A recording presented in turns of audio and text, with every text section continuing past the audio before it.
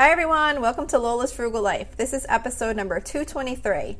Today we're going to be talking about ways to combat impulse spending. So please stick around for a few quick words from our sponsor and we'll get right into the show.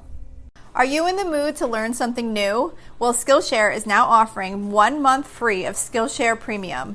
Unlock a passion, side hustle, or new professional skill with thousands of classes in design, business, and more. Start your 1 month free trial now by using the link within the podcast notes for this episode.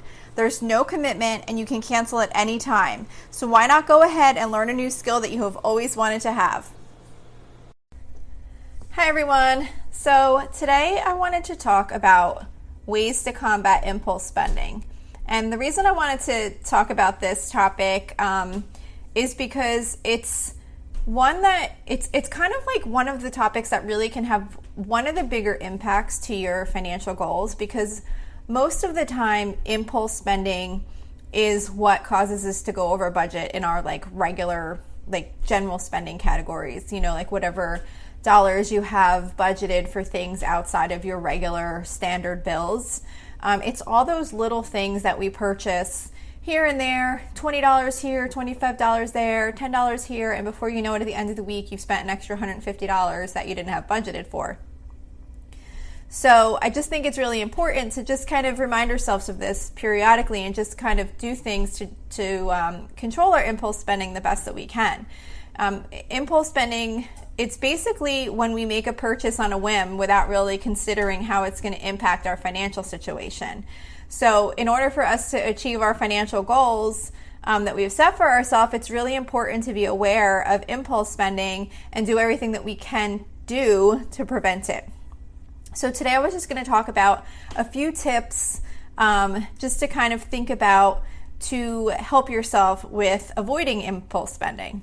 So of course the first tip, which kind of winds up being a tip in almost every category here regarding finances and living a frugal life, is making sure you have a budget.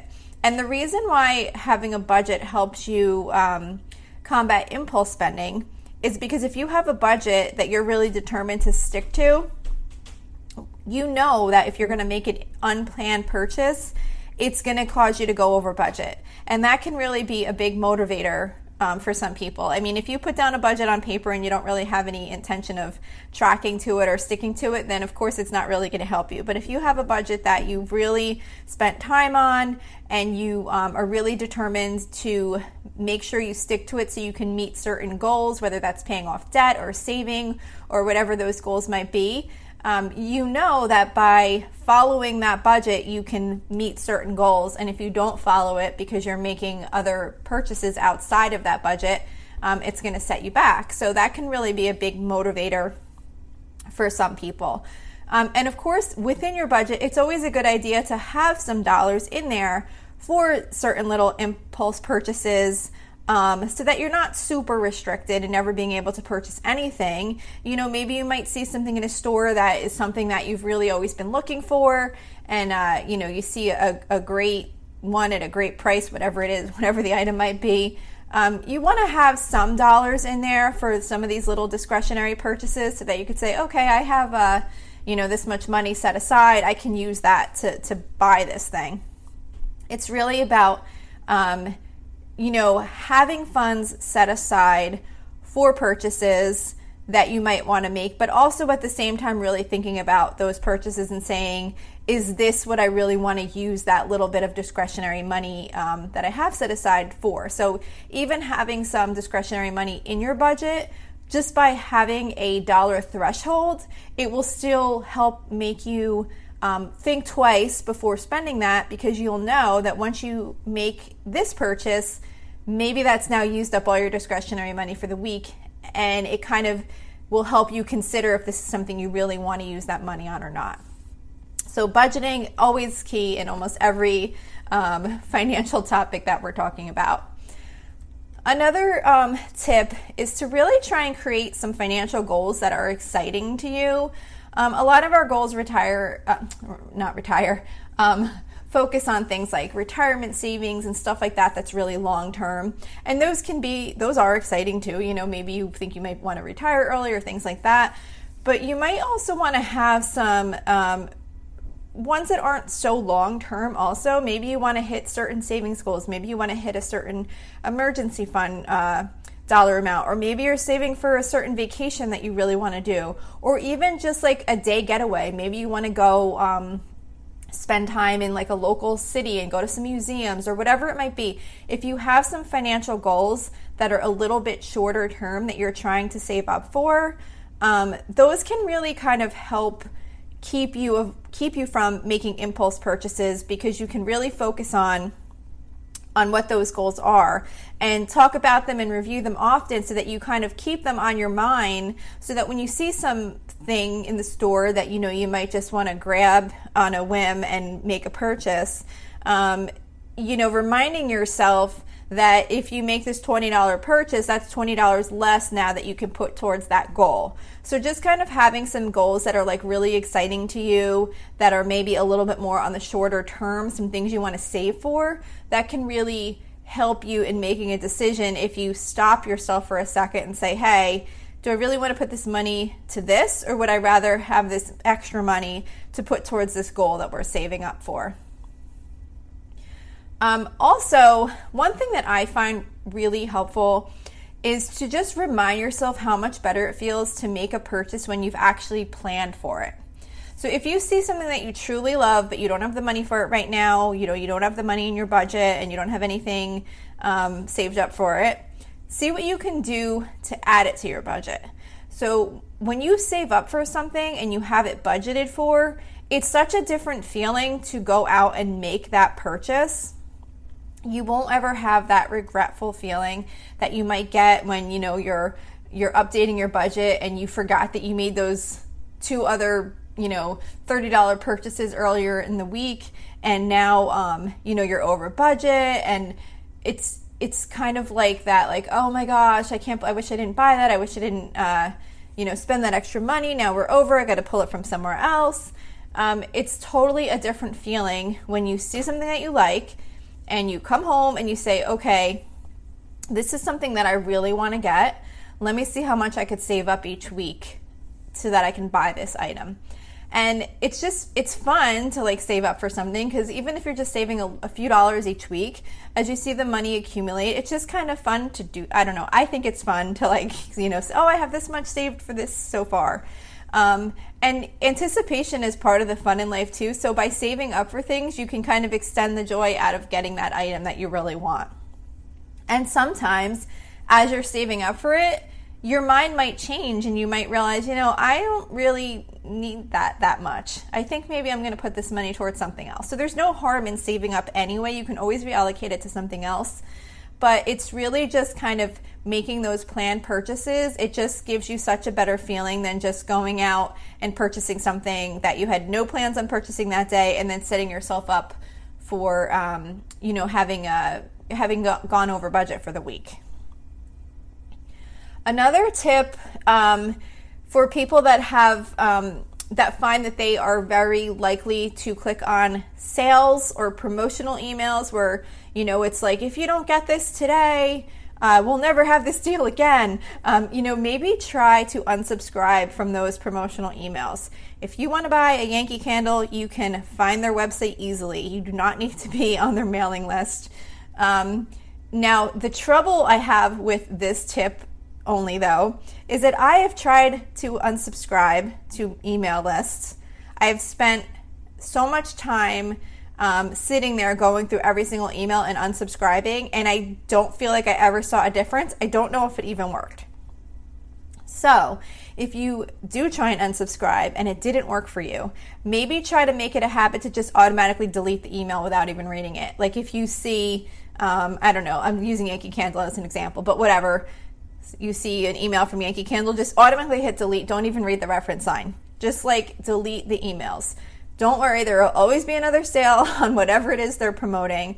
And try to remind yourself that you're not saving money by purchasing something that you had no intention of buying. That's spending, that's not saving. So you can always find a sale if you want to purchase something and you saved up for it.